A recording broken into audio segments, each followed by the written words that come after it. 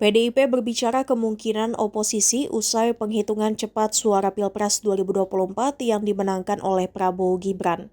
Sekjen PDIP Hasto Kristianto mengatakan bahwa PDIP tidak menutup kemungkinan akan berada di luar pemerintahan di periode Presiden RI kali ini. Kemungkinan itu disampaikan Hasto usai mengikuti rapat terkait dengan hitung cepat Pilpres 2024 bersama dengan Partai Koalisi Pengusung Ganjar Mahfud MD dan TPN Ganjar Mahfud di Jakarta pada Kamis 15 Februari. Hasto mengatakan bahwa sistem pemerintahan Indonesia bukan parlementer sehingga tidak menganut oposisi. Namun PDIP, kata Hasto, siap berada di luar pemerintahan seperti yang terjadi pada tahun 2004 hingga 2009, di mana saat itu PDIP tidak masuk dalam kabinet pemerintahan SBY. Hasto mengatakan berada di luar pemerintahan diperlukan agar bisa mengkritik kebijakan yang tidak pro rakyat, misal saja seperti kebijakan impor beras yang bisa merugikan petani. Namun apabila ada kebijakan yang dianggap membangun, maka PDIP akan menerima hal tersebut.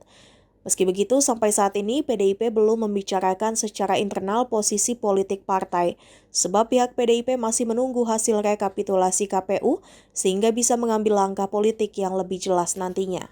Apakah akan menjadi oposisi PDI Perjuangan? Jadi di dalam konstitusi kita bukan sistem parlementer, tidak ada istilah oposisi. Dari pengalaman PDI Perjuangan 2004-2009, posisi saat itu 2004-2009 adalah berada di luar pemerintah. Ini adalah sistem pemerintahan yang kita bangun. Di luar pemerintah artinya ketika ada kebijakan-kebijakan yang pro rakyat, membangun kemampuan bangsa ini secara agregat, secara kolektif untuk kemajuan, didukung. Tetapi ketika ada yang berbeda, misalnya impor beras yang merugikan kepentingan petani, nah di situ menyampaikan suatu sikapnya. Nah terhadap sikap-sikap politik itu tentu saja belum tahapannya ke sana, karena tahapan saat ini adalah mencermati seluruh proses rekapitulasi penghitungan suara dari KPU yang nantinya akan dijadikan sebagai basis pengambilan keputusan terkait dengan penetapan pasangan calon terpilih. Mas Hasto, keunggulan Prabowo Gibran sementara ini disebut karena adanya Jokowi efek, Mas. Apa Mas Hasto setuju dengan itu? Jadi kita ini membangun people effect.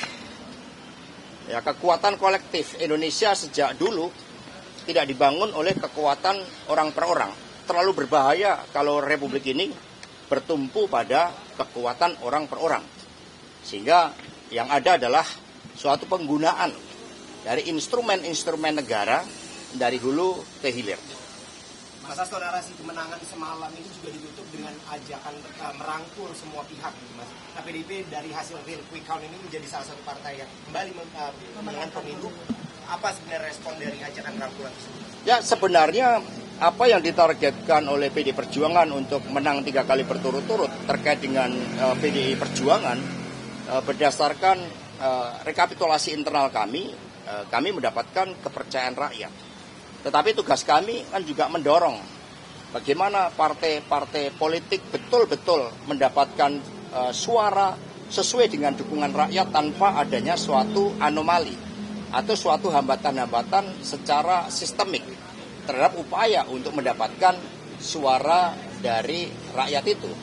Nah, sehingga ketika ada pihak-pihak yang kemudian menyampaikan pidato kemenangan, menyampaikan berbagai janji-janji manis, tentu saja itu terlalu dini. Karena tahapan kita sekarang belum ke sana, kita mengawal bersama-sama agar suara rakyat betul-betul bisa dipertanggungjawabkan sesuai dengan apa yang dikehendaki rakyat. Artinya jika hasil pemilu ini tidak legitimate, berarti PDIP tidak akan merespon ajakan rangkulan tersebut, Mas? Ya, inilah yang akan menjadi tugas dari tim khusus. Karena seluruh indikasi dari fakta-fakta yang diangkat, ada persoalan terkait dengan legitimasi pemilu. Terkait dengan legalitas calon yang saat ini masih ada gugatan di PT UN. Nah, sehingga kesemuanya itu dicermati dan nanti akan sampai tiba waktunya untuk menyampaikan suatu sikap politik terhadap keseluruhan hasil dari Pilpres ini. Karena berbeda antara Pilpres dan Pileg, Pilpres ini lebih kepada bagaimana tampilan tokoh-tokoh calon presiden dan calon wakil presiden kita. Sementara caleg merupakan akumulasi dari mesin partai dan juga pergerakan calon anggota legislatif dikombinasikan dengan partai ID. Mas Hasto, tadi pagi Pak Presiden Jokowi mengatakan jangan berteriak ada kecurangan pemilu, laporkan saja ke Bawaslu dan MK. Ini seperti apa tanggapan dari PDIP gitu? Ya, itu suatu sikap normatif.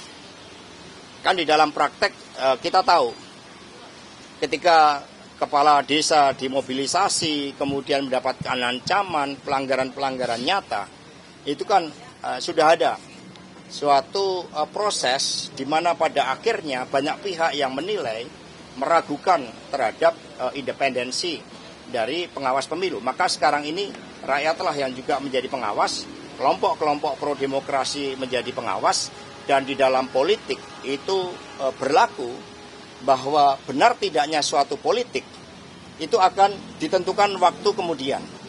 Ini yang kemudian harus kita lihat bersama-sama.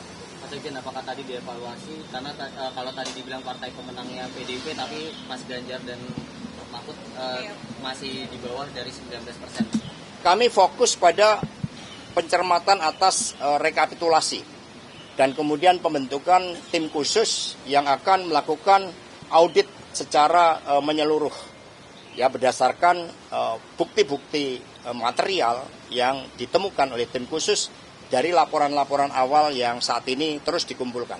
Pak, tapi apakah anomali antara hasil pileg dan juga pilpres itu karena mesin partai gak berjalan secara optimal, apalagi di internalnya? Kalau dari sisi pergerakan mesin partai, kami pastikan itu bergerak. Dari PD Perjuangan, P3, Perindo, dan Hanura. Maka kemarin kesimpulan sementara itu adalah ini terjadi excessive shooting, overshooting. Ini persis dengan apa yang terjadi pada pemilu tahun 97 yang lalu. Hanya saja cara-caranya jauh lebih soft, proses engineeringnya itu seperti itu. Mas, Pak Jokowi juga bilang tadi malam beliau sudah bertemu dengan Pak Prabowo dan mau mengucapkan selamat gitu. Tanggapannya, Mas? Ya, kalau itu dari Pak Jokowi. Ya. Mas, artinya nanti di internal akan ada evaluasi juga terkait dengan suara pileg ini, apalagi mengingat sebelumnya ada surat dari Ibu Ketua Umum soal suara Mas Ganjar lebih tinggi daripada caleg-calegnya. Ya, tentu saja ada tahapan-tahapan seperti itu. Partai melakukan evaluasi atas setiap peristiwa-peristiwa politik yang sangat penting, khususnya itu pemilu. Karena ini juga sebagai suatu pembelajaran yang sangat baik ke depan. Ada anomali paling banyak itu ditemukan di daerah mana? Ini menjadi tugas dari tim khusus, tetapi seluruh data-data yang kami kumpulkan nanti akan diberikan kepada tim khusus tersebut.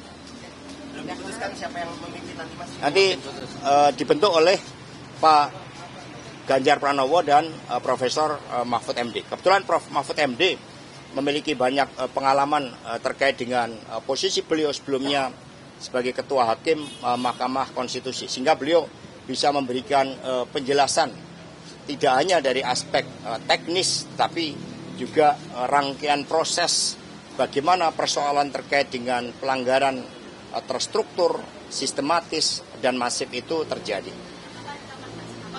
Ya, nanti akan diupdate. Berarti dipimpin langsung oleh Pak Ganjar dan Pak Mahfud? Oh, tidak. Ya, Pak Ganjar, Prof. Mahfud, ya, dalam kapasitas sebagai pasangan calon, ya, itu tetap ya menjalankan tugas-tugasnya, memberikan suatu arahan-arahan, direction kepada tim khusus ini.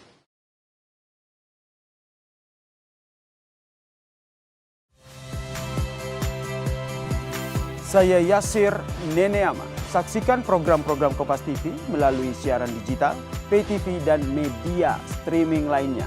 Kompas TV, independen, terpercaya.